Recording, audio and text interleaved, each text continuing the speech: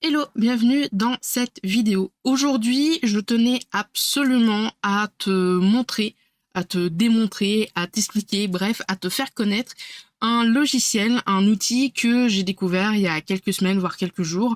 C'est tout simplement PowerToy sur Microsoft et donc sur Windows. Alors, outre son prénom qui est un peu, on va dire, suspicieux, c'est vraiment un outil magique qui regroupe plein d'outils en même temps et c'est des fonctionnalités qui vont certainement t'aider dans ton activité ou qui vont certainement t'aider dans ton utilisation quotidienne sur ton ordinateur. Alors, pour te regrouper un petit peu quelques fonctionnalités, histoire que tu comprennes de quoi je parle, tu as 3 fonctionnalités qui sont pour moi essentielles et que je ne comprends pas pourquoi Windows les a pas du coup intégrées directement, parce que PowerToy, c'est un logiciel open source gratuit de Microsoft qu'on peut trouver également sur le store. C'est tout simplement, premièrement, la pipette. Deuxièmement, le fait de renommer des fichiers, une masse de fichiers de façon automatique. Et puis, tu vas avoir également dans cet outil une fonctionnalité pour épingler tes petites fenêtres par-dessus les grandes. Il y a encore plein d'autres fonctionnalités, mais pas de panique, je vais te montrer tout ça très rapidement.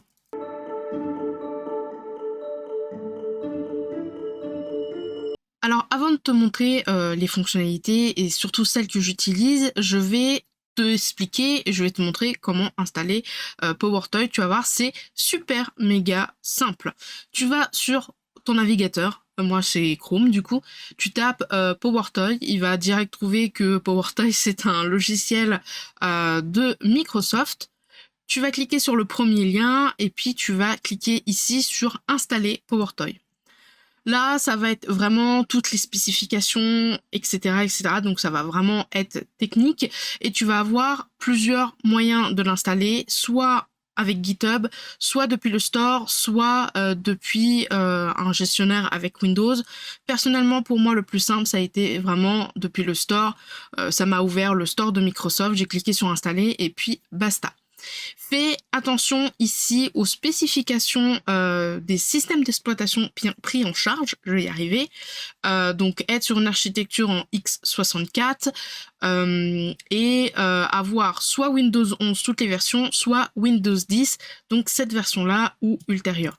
Dans tous les cas, quand tu vas vouloir installer sur le store, si ta version de Windows 10 ou de ton ordinateur n'est pas compatible, il va te mettre que tu ne peux pas installer l'application, donc c'est pour ça que je suis passée principalement par le store. Donc là, tu peux installer via GitHub. Donc là, c'est un petit peu technique. Moi, je suis allée directement là, installation Windows Store, et j'ai cliqué ici, page PowerToy du Microsoft Store. Et une fois que j'ai cliqué là-dessus, il m'a tout simplement ouvert cette page-là. Donc là, je suis sur le store. J'ai cliqué ici sur installer. Il m'a demandé si je voulais ouvrir le store. J'ai dit oui. Et j'ai le store, voilà, qui a commencé à charger. Et puis là, donc là, il me met que c'est installé, mais toi, du coup, tu auras installé un infinitif pour dire est-ce que tu veux l'installer, et quand tu cliques ici, hop, ça va se faire tout seul. Donc c'est pour ça que le store, si t'es pas trop dans la tech, si voilà, GitHub c'est un peu étranger pour toi, passe par le store, c'est ce qu'il y a de plus simple. Donc maintenant que je t'ai montré comment on installait PowerToy, on va maintenant voir un petit peu ce qu'il a dans le ventre et puis les fonctionnalités que je trouve plutôt cool, on va pas se mentir.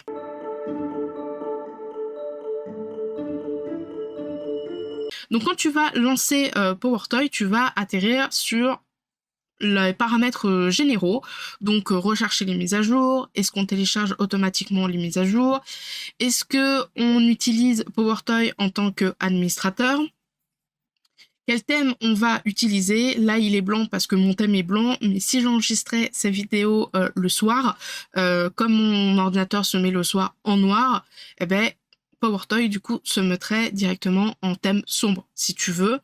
On peut demander à exécuter PowerToy au démarrage, donc tu as juste besoin d'activer ou non.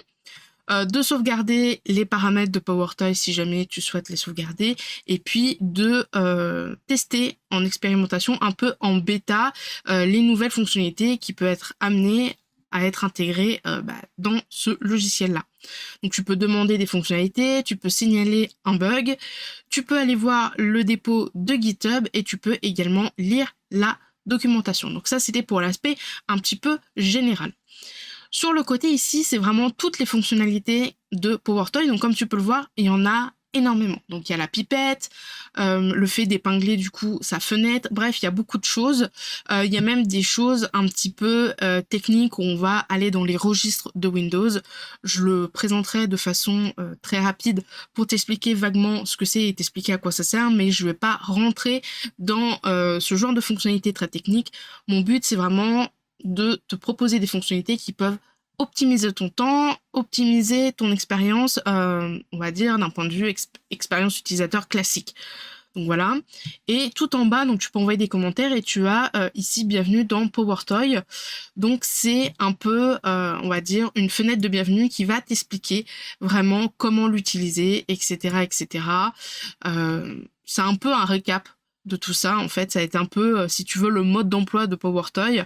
Et donc ça peut être relativement intéressant de l'avoir sous la main.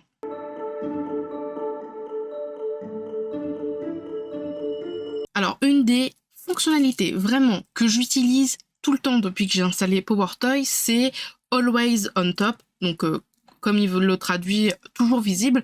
C'est vraiment une fonctionnalité, un outil vraiment pour moi indispensable. C'est celle qui va te permettre d'épingler les fenêtres.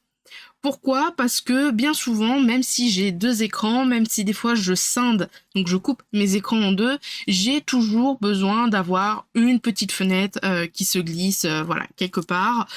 Quand je fais de l'intégration, j'ai forcément Elementor devant moi. Sur le côté, j'ai par exemple le contenu, Google Doc ou un PDF en plein écran, parce que comme ça me permet de bien voir. Et des fois, j'aimerais bien avoir une petite fenêtre de bloc-notes vraiment qui est vraiment très petite, qui doit tenir voilà sur peut-être, je sais pas, 5 cm sur 3, et je voudrais bien l'avoir toujours en avant-plan. Mais le problème, c'est que quand je vais cliquer sur mon PDF pour copier-coller le contenu que je dois intégrer sur Elementor, la petite fenêtre, elle va se barrer, quoi, parce qu'elle n'est pas en plein écran. Je veux lancer la calculatrice et je veux avoir la calculatrice vraiment sur mon écran en plus petit, par exemple, en petit comme ça. Et je veux que cette calculatrice, elle reste ici, pas que quand je clique ailleurs, elle disparaisse. Donc pour ça, franchement, c'est super pratique. Donc tu peux l'activer, donc ça je te l'ai pas dit, mais tu peux activer ou désactiver n'importe quelle fonctionnalité. T'es pas obligé de toutes les activer, t'es pas obligé de tous les désactiver. Il y en a certaines que j'active et d'autres que je coupe. Et donc du coup on arrive comme ça, donc le nom et puis la description. Donc il nous dit que Always on Top, toujours visible en français, est un moyen rapide et simple d'épingler des Windows en haut, donc des fenêtres devant. La traduction laisse à désirer, mais on comprend un petit peu. Et donc ici, on va avoir un raccourci d'activation qui va permettre du coup de activer cette fonctionnalité. Et on peut bien sûr changer notre raccourci. Et ça, on peut le faire pour à peu près toutes les fonctionnalités de Power on Top. De PowerTop, pardon, je me suis loupée avec le nom. Bon après, vu toutes les fonctionnalités, ça fait beaucoup de raccourcis à intégrer. Mais voilà. On peut dire que quand le mode jeu est activé, donc ça c'est quand tu vas jouer à des jeux, il y a le mode jeu qui va s'activer. En fait, Windows va détecter que tu joues et du coup, si jamais tu as dans ton jeu un raccourci qui est avec ces touches-là, il va pas s'activer. Heureusement, parce que sinon, ça serait vraiment très galère. T'imagines, t'es sur Call of ou sur CS ou Fortnite ou autre, tu fais ça et là, paf, tu te retrouves avec l'outil qui s'allume et voilà. Donc ça peut vraiment être embêtant pendant une partie. Et tu vas également pouvoir modifier l'apparence et le comportement. Donc le mode de couleur, moi ça va être ma couleur finalement principale d'identité visuelle pro, c'est le bordeaux, mais je pourrais dire voilà, je veux une couleur personnalisée, par exemple je veux que ça soit bleu, je veux que ça soit vert, pour bien dire que c'est voilà, je vais mettre rose comme ça. On peut dire voilà, je veux que le contour soit plus ou moins opaque et je veux qu'il y ait plus ou moins d'épaisseur. On peut également dire, voilà, dès que j'épingle une fenêtre pour qu'elle soit toujours devant, je veux que ça émet un son. Et on peut également exclure certaines applications où on va pas pouvoir les épingler.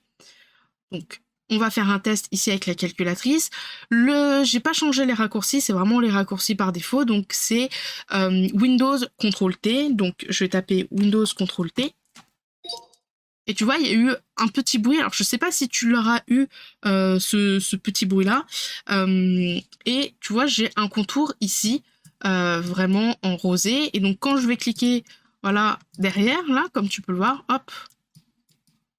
Tu vois, je peux... Bon, si je désactive, ça marche moins bien, mais voilà, je peux toucher et tu vois, calculatrice, il reste toujours à l'avant. Et donc, on a bien cette bordure, donc l'épaisseur, que je peux bien sûr réduire ou mettre en très très gros. Et on peut également mettre plus ou moins d'opacité sur la bordure et on peut bien sûr changer la couleur de la bordure si on veut. Il n'y a pas de souci là-dessus. Ou sinon, par défaut, tu mets Windows. Alors, l'avantage, donc je vais remettre en couleur personnalisée pour que tu puisses bien voir. L'autre avantage, c'est qu'on peut mettre plus d'une fenêtre. Par exemple, ici, je veux mettre ma fenêtre de bloc-notes qui est assez énorme comme ceci. Je veux vraiment la glisser. Je vais faire Windows CTRL T et paf. Voilà, donc tout simplement, il suffit simplement de cliquer sur la fenêtre. Genre là, j'étais dans le bloc-notes, et puis j'ai fait Windows CTRL T, et il a su de suite, vu que j'étais sur cette fenêtre-là, j'ai cliqué dessus, il a su directement que c'était celle-là qu'il fallait épingler. Je ne sais absolument pas combien de fenêtres on peut épingler. Je n'ai pas testé encore pour le moment. Je sais pas, je vais tester par exemple cette fenêtre-là. Paf, paf, paf. Donc ça, c'est une autre fenêtre, c'est l'explorateur de fichiers. Et je suis dessus, hein, parce que je peux... voilà, la barre, elle est coloriée ici, donc ça veut dire que je suis vraiment dessus. Windows CTRL T. Et voilà, donc j'ai pas testé les limites. Je pense qu'à 3 fenêtres, ça peut largement le faire. Parce que si tu mets trop de fenêtres, bah après tu vois plus trop... tu vois plus trop, et tu vois même quand on redimensionne vraiment la fenêtre, eh ben il y a l'outil qui va vraiment nous suivre finalement, et ça c'est relativement pratique. Vraiment, cette fonctionnalité-là, je l'avais avec un autre outil qui s'appelle Pin-In, qui était vraiment style les outils des années 2000 où on pouvait faire 2 fenêtres, qui est pas du tout pratique. Et là, avec Always on Top de PowerToy, franchement, ça révolutionne mon quotidien et ça révolutionne surtout la façon que j'ai d'organiser mes fenêtres, souvent quand je fais de l'intégration. Hop là. Donc quand je quitte et quand je relance, en fait, il enlève automatiquement finalement l'épinglage. Donc t'es pas obligé de désactiver si tu veux à chaque fois l'épinglage en refaisant Windows CTRL T. Simplement tu quittes. Et voilà. Et puis lui, il va comprendre que voilà, t'as quitté et puis voilà, il n'y a plus besoin que ça soit épinglé. Donc vraiment, ça c'est une bête de fonctionnalité qui, je pense, peut intéresser beaucoup de monde.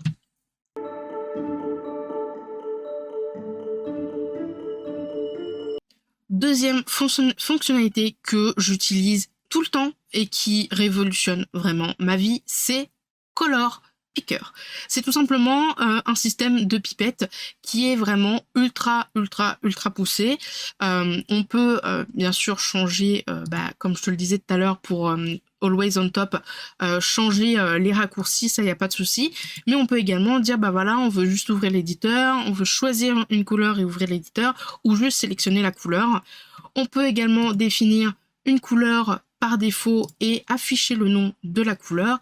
Et vraiment, un truc qui est assez incroyable, c'est qu'on peut comme ça dire que quand on va sélectionner une couleur, il va nous montrer les conversions. Donc là, j'ai du hexadécimal, du RGB et du HSL, mais je pourrais très bien utiliser ces autres couleurs, donc de l'hexa, enfin du décimal. Après, les autres, je ne les connais pas plus que ça. Et du coup, on va pouvoir comme ça activer ou désactiver les couleurs. Alors, donc c'est Windows Shift C. Donc, je vais laisser en arrière-plan et on va faire ça Windows Maj C. Et là, j'ai ma souris qui devient du coup une pipette. Donc par défaut, c'est le code hexadécimal. Donc voilà, je peux aller ici, je peux rechercher le code hexadécimal de ChatGPT, ces couleurs-là, etc., etc. Donc vraiment, c'est assez poussé. Et puis, si je vais, par exemple, ici, c'est mon bureau. Donc là, tu vois, j'ai les trois codes les trois codes de couleurs que j'ai et que j'ai activé du coup ici. Hop. Et tu vois, là, par exemple, dès que j'active, hop, il rajoute comme ça. Et il y a juste besoin de copier-coller. Et donc ça, c'est vraiment un gain de temps. On a également une sorte de dégradé de couleur. Alors, ça, j'utilise pas forcément. Et si on veut, par exemple, dans le bureau, enfin, on va dire dans ton ordinateur, avoir la pipette, on reclique ici en haut sur pipette, et là tu vas avoir, hop, je vais pouvoir sélectionner la couleur par exemple de mon fond d'écran, la couleur par exemple de l'icône PDF, etc., etc. Donc c'est vraiment très très poussé ce système de pipette. Par exemple, voilà, je veux le jaune de Plague Tale Requiem, ou je veux le bleu du jeu Palia, ou le bleu de Fortnite. Bref, c'est une pipette qui est aussi bien pour le navigateur que aussi bien sur les applications, sur ton ordinateur. Vraiment, c'est une pipette full pour ton ordinateur et qui est vraiment très poussée. Hop là. Donc, une fois que tu veux la couleur, tu cliques avec le clic gauche de ta souris et du coup, tu as cet éditeur-là qui reste.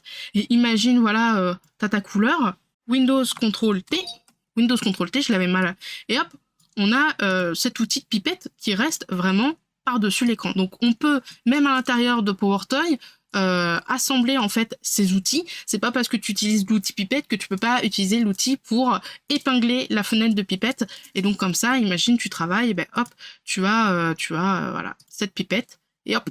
Alors à chaque fois, il va falloir que tu réépingles par contre, mais je trouve ça juste incroyable. Cette fonctionnalité de pipette est vraiment très poussée et assez pratique, surtout si tu fais du graphisme, si tu fais du web, voilà, si tu utilises beaucoup cet outil-là de pipette, franchement, ça peut vraiment te dépanner.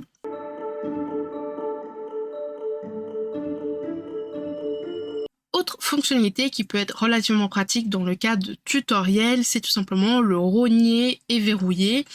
C'est un peu un screenshot, mais interactif. Alors, il y a deux systèmes.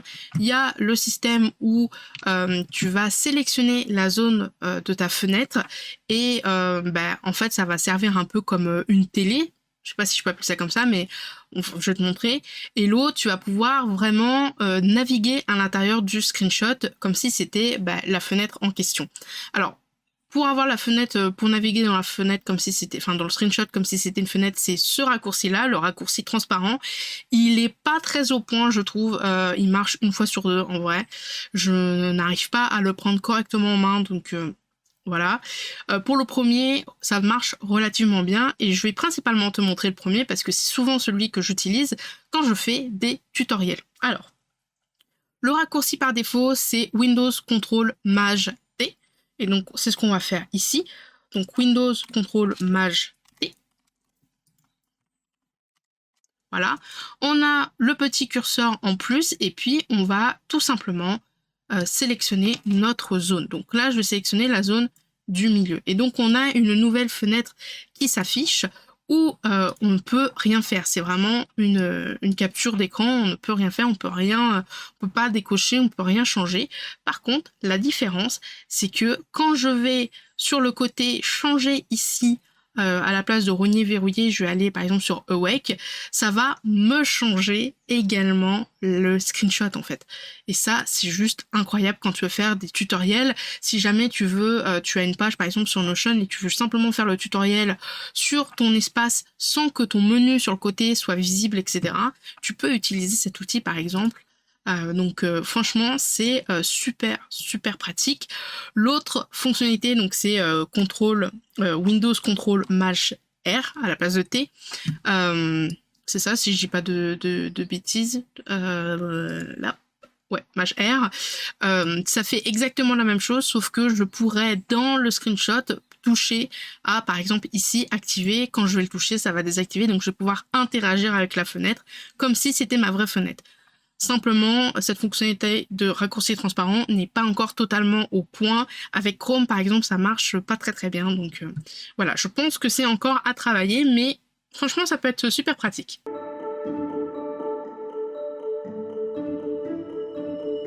Une fonctionnalité qui est aussi assez sympathique, en fait toutes les fonctionnalités de PowerToy sont plutôt sympathiques, mais si tu es adepte d'avoir plusieurs fenêtres sur ton écran ou sur tes écrans, je pense que ça va te faciliter la vie. Personnellement, je galère toujours à scinder, c'est-à-dire à couper mon écran en deux pour mettre deux fenêtres côte à côte. Je galère et franchement, au bout d'un moment, ça m'énerve et je finis par faire Alt-Tab pour interagir avec les fenêtres. Et du coup, on a Fancy Zone qui va nous permettre de créer des dispositions de fenêtres pour avoir facilement les fenêtres coupées en plusieurs bouts. Alors, quand on va aller sur Fancy Zone, on va pouvoir avoir le raccourci d'utilisation, donc Windows, Maj, et puis le U accent, c'est le pourcentage. Et on va avoir aussi également plusieurs fonctionnalités. Le fait de maintenir la touche Maj pour glisser les fenêtres dans les zones, utiliser le bouton de souris non principal pour activer ou désactiver une zone. Bref, il y a beaucoup de fonctionnalités. Je l'utilise de façon très rare vu que j'utilise beaucoup Always on Top à la place. Donc j'ai vraiment laissé les configurations comme c'était. Mais ce qu'on peut faire, et ça c'est plutôt pratique, on va pouvoir lancer l'éditeur de disposition. Et comme tu peux le voir, on a des modèles, donc soit en mode focus, en 3x3, soit en mode colonne, en ligne. On a également grille, alors je vois pas trop la différence entre grille et colonne, et en grille de priorité par exemple. Et on peut également choisir sa propre disposition, créer notre propre disposition. Et là, tu vois, on voit un petit peu la résolution. Sur mon écran principal, je suis à 100% de résolution. Et sur mon autre écran qui est beaucoup plus grand, j'ai augmenté la résolution à 125 parce que sinon c'est tout petit et je ne vois strictement rien. Et donc on peut dire, voilà, sur l'écran 2, je veux une grille de priorité en petite, grande et petite colonne. Et puis sur l'écran 1, je veux par exemple 3 colonnes comme ceci. Imaginons. Donc une fois que j'ai sélectionné pour l'écran 1, c'est ça, et puis pour l'écran 2, c'est ça, tout simplement, je vais fermer la fenêtre. Et qu'est-ce qui va se passer ? Il va se passer que, par exemple, là je suis allée voir du coup la documentation, là j'ai un onglet, là j'ai Canva en autre onglet. Je vais cliquer pour sélectionner cet onglet et je vais appuyer longtemps sur Maj. Et comme tu vas le voir, tu vois, il y a les zones en arrière-plan qui se sont dessinées. Voilà. J'ai Canva. Je le mets ici. Et qu'est-ce que je pourrais mettre d'autre ? Je vais mettre cette application. J'appuie sur Maj. Et hop là. Et donc du coup, j'ai automatiquement mes 3 fenêtres qui sont ici, coupées en 3 parfaitement. Et on peut également réduire l'opacité par exemple de la zone. Moi, la zone, comme tu l'as vu tout à l'heure, quand je passe ma souris, elle devient un petit peu bordeaux. On peut également changer la couleur, la mettre en bleu par exemple. Et on peut aussi en bas, je crois que c'est en bas, quand tu cliques sur le petit crayon, tu vas pouvoir dire voilà que tu veux 30 zones, tu vois. Après, ça fait beaucoup de zones, mais donc là, par défaut, c'est 3 zones. On veut de l'espace autour des zones, tu vois. On peut dire qu'on veut pas d'espace, et donc hop, comme ceci. Je vais remettre à 16. Voilà, et on peut dire, voilà, on veut une distance au niveau de la mise en surbrillance, etc., etc. On peut également dire, voilà, comme c'est une application de store, je pense qu'elle est aussi disponible sur les tablettes Android ou tout ce qui est les tablettes Windows. Et donc, on peut dire que par défaut, ces 3 colonnes-là, c'est quand l'écran il est en mode paysage, en mode horizontal. Et on peut dire, voilà, je veux juste 2 zones. 2 zones en long ou alors 2 zones en ligne. Imaginons, je veux juste 2 lignes comme ça si je suis en position verticale. Et d'ailleurs, par défaut, tu vois, c'est coché. C'est-à-dire que si j'ai une tablette et que j'ai PowerToy, quand il va détecter que mon écran de tablette il est en format portrait, en format vertical, il va automatiquement me mettre cette disposition-là. Et donc, on ne se casse plus la tête à vraiment changer à chaque fois les fenêtres, à se battre pour avoir vraiment 3 fenêtres ou 2 fenêtres, et elle reste relativement stable, c'est-à-dire que voilà, on peut interagir avec les 3 indépendamment, il n'y en a pas une qui va partir à l'autre bout du monde. Donc je trouve que cette fonctionnalité, elle est relativement pratique quand tu veux faire plusieurs choses en même temps, ou que tu apprécies d'avoir plusieurs fenêtres sur ton écran. T'es pas obligé de te battre pour savoir, comme je fais moi, pour scinder mon écran en 2, en 3, en 12, etc. etc. Voilà.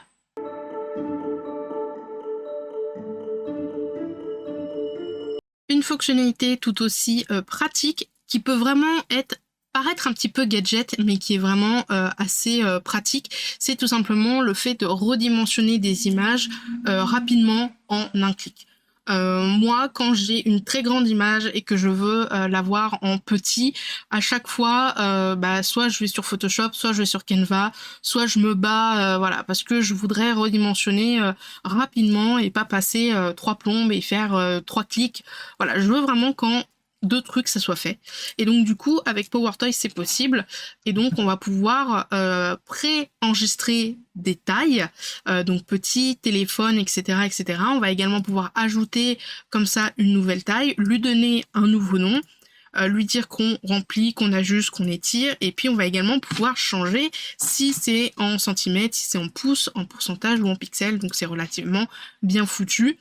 Voilà, on peut aussi dire voilà, je veux que quand tu vas la redimensionner, tu l'encodes en JPEG ou en PNG par exemple, donc par défaut c'est JPEG, et puis voilà, et on va également pouvoir nommer de façon un peu automatique les fichiers, et donc c'est relativement pratique. Globalement, dans la pratique, comment ça se fait? Eh ben c'est tout simple. Je vais prendre cette image là. Je clique droit là et je vais dans redimensionner les images. Et là, je sélectionne tout simplement la disposition que je veux. Je veux en mode téléphone, je veux pas en mode téléphone. Donc là, je vais la mettre en petit. Je peux également personnaliser si j'ai besoin. Je vais la mettre en petite. Redimensionner l'image d'origine ou non. Nous, on veut créer une copie et on va faire redimensionner. Voilà. Et donc, je vais avoir mon image qui est redimensionnée. Alors, il faut juste après la retrouver. C'est juste ça le couac. En fait, elle est en bas, tu vois, il y a écrit petite parce que je l'ai redimensionnée en petit. Et tu vois, hop, elle s'est automatiquement redimensionnée. Elle n'a pas été rognée, elle n'a pas été coupée, elle s'est automatiquement redimensionnée. Et donc, c'est relativement pratique. Si tu télécharges plein de photos sur Unsplash et que tu veux des photos, par exemple, en mode story, en mode paysage pour ton site, pour Instagram ou autre, ben, tu as juste besoin de pré-enregistrer tout simplement les tailles dans PowerToy. Et puis comme ça, voilà, là, ici, à la place de ça, je pourrais mettre très bien story, je sais pas écrire, story IG pour Instagram, et puis je veux une largeur de 1080 par 1920, etc., etc. Donc vraiment, c'est assez pratique.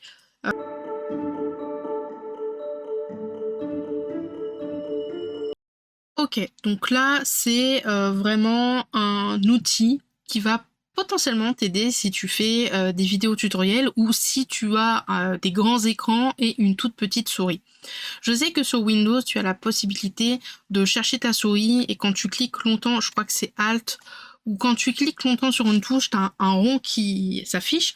Le problème de ce rond, c'est que des fois, il va beaucoup trop vite. Je le perds et je vois même pas le rond en fait. Donc sur PowerToy, tu as un utilitaire de souris qui va permettre déjà d'activer la localisation de ta souris. Et donc pour ça, il faut appuyer 2 fois sur CTRL gauche. Tu peux changer également au CTRL droit. Tu peux dire OK, je veux secouer la souris, ou tu peux personnaliser également le raccourci pour te montrer. Quand je fais hop, ça fait un rond et du coup tu vois, on voit parfaitement la souris, et pour l'enlever, ben, je clique dans le vide et on a une espèce de fondu. Je trouve ça vraiment très très bien fait. On peut dire également de ne pas activer cette fonctionnalité quand on est en mode jeu. On peut bien sûr changer l'apparence et le comportement. On peut dire que l'arrière-plan il est bordeaux, que l'opacité il est de tant de pourcents. On peut également jouer sur l'animation pour cette espèce de fondu. Donc vraiment ça peut être très très pratique de modifier tout ça, et surtout on peut exclure les applications. Par exemple là sur Outlook ça ne marchera pas. Si je suis sur la fenêtre d'Outlook, ça ne marchera pas. Il y a un autre truc aussi qui est sympathique, et ça c'est plus si tu fais des tutoriels où voilà, c'est vraiment comme là, en fait c'est ce que j'aurais pu faire, c'est tout simplement activer le surligneur de la souris. Je sais pas si c'est déjà disponible sur Windows, mais on peut activer avec Windows, Maj et H tout simplement le fait que la souris suit. Par exemple, si je clique là sur le bouton de gauche, tu vois, j'ai un petit rond, et du coup, quand je vais laisser appuyer et bouger, on va toujours avoir ce petit rond, et donc ça peut être relativement pratique, par exemple pour guider l'œil des personnes qui suivent tes tutos. Tu peux bien sûr changer la couleur de ton rond, tu peux également changer la taille du pixel, enfin la taille du rayon si tu veux un petit ou un gros. Le fondu également, et puis la durée du fondu. Donc ça c'est pour le bouton principal, donc le bouton de gauche, mais tu peux également modifier le bouton de droite. Par exemple là ça va être vert, hop je clique à droite et je clique à gauche. On peut également dire bah voilà je veux toujours mettre en surbrillance la couleur, hop en bleu. Ah il me l'a pas mis. Pourquoi il veut pas me le mettre? Et du coup là peu importe ce que je fais, là, je clique sur aucun bouton, j'ai toujours un petit rond bleu qui m'accompagne. Si je clique à droite, il est vert. Si je clique à gauche, il est rose. Et puis si je clique plus, il est bleu.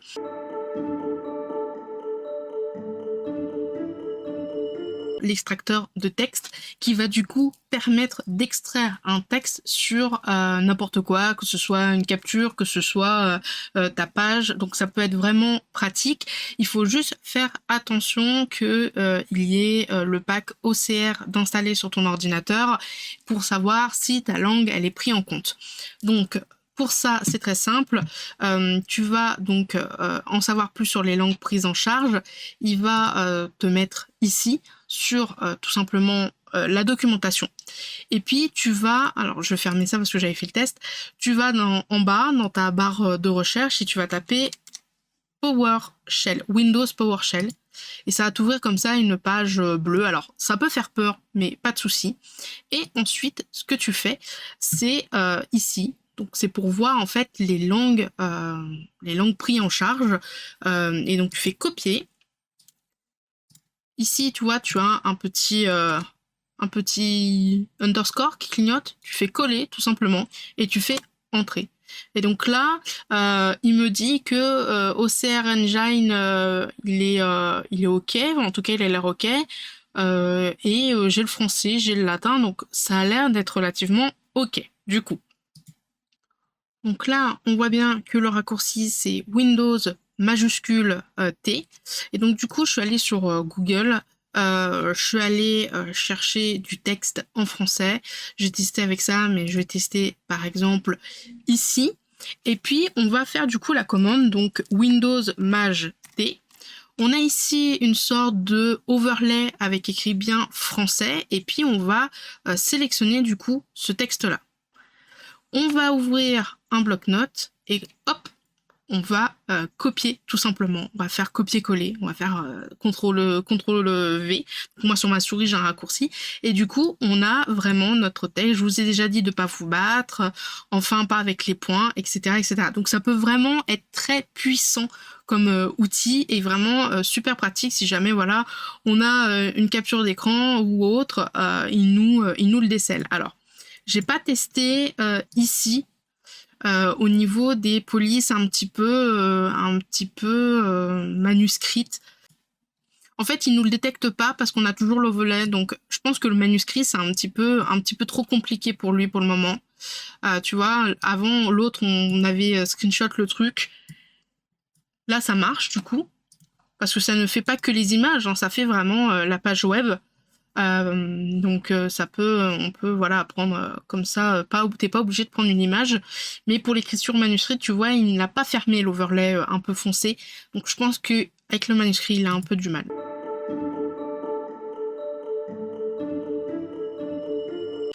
Donc voilà pour les fonctionnalités que j'utilise le plus. Bien sûr, comme tu l'as vu, il y en a plein d'autres. Je les ai pas forcément présentées ici parce que pour moi ce sont des fonctionnalités beaucoup trop techniques et j'ai pas pris forcément aussi le temps de me pencher dessus. Donc vraiment, je t'ai présenté celles que j'utilise le plus. J'espère que cette vidéo t'aura plu. Si jamais tu as des questions ou une remarque à faire, n'hésite pas à me la mettre dans les commentaires. Et si tu veux aller plus loin avec tes outils, la technique, etc., je t'invite à rejoindre ma bibliothèque de ressources qui s'appelle le QG de la sorcière, où dedans je fais des cours, je présente des outils, j'ai également des partenariats et je fais également des tutoriels sur des outils en général, MailerLite, Elementor, Notion, ChatGPT, Make, etc., etc.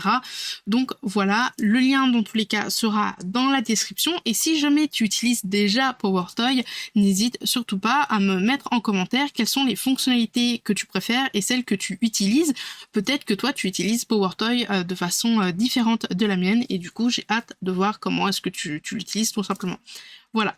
Sur ce, je te souhaite une belle journée, une belle soirée et puis je te souhaite une très très bonne semaine. À la prochaine. Salut!